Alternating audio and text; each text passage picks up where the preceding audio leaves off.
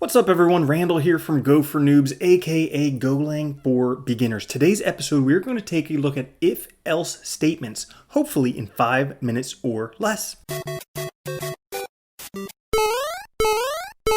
Alright everyone, we're taking a look at if-else statements. If you haven't done it yet, click the like button, the subscribe button, the notification bell, and let's get into things. In Go, there are 3 types of if-else statements. So there's if-else, there's just an if, and then there's if, else if, and else.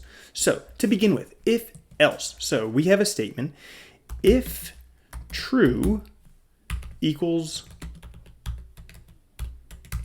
false, then in curly brackets, we want to do something. Well, we could print something, a statement, if true equals false. That's not possible.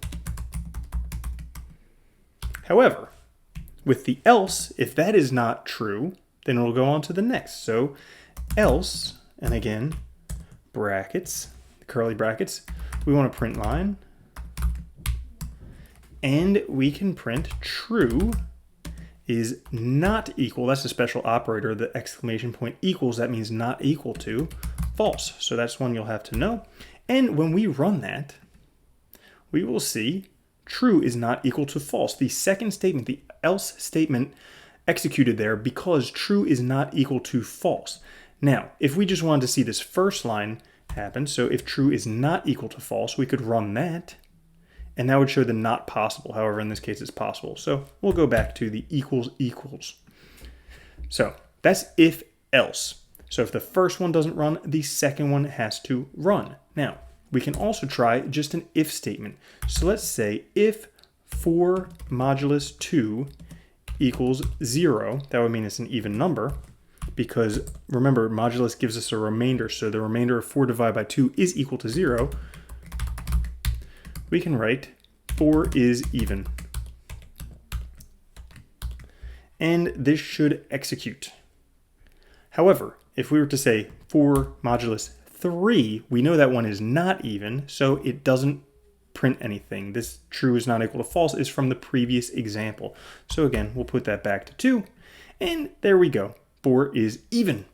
Now, the last one we have is if else. So we can have x equals to 3. We'll set x equal to 3. So we have if x is less than 0, that means a negative number, we can print x is negative. Okay, then we have not just else, we have else if. So this is another condition. And in there we need to put x is greater than 0. We can have empty print line, x is positive. And lastly, we have an else, which is a fallback statement for if neither of those are true. And one is x is greater than 0, one is x is less than 0. The else would be x is equal to 0, so we can thumped print line, x is 0. All right, and that should run. X is positive. Now let's test it out. Let's say it's negative 3. X is negative. And let's try 0. Run this.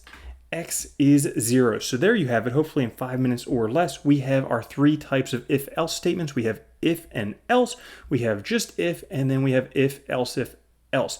And you could even have more conditions there. So you could have if, else if, else if, else if, else if, else if, else.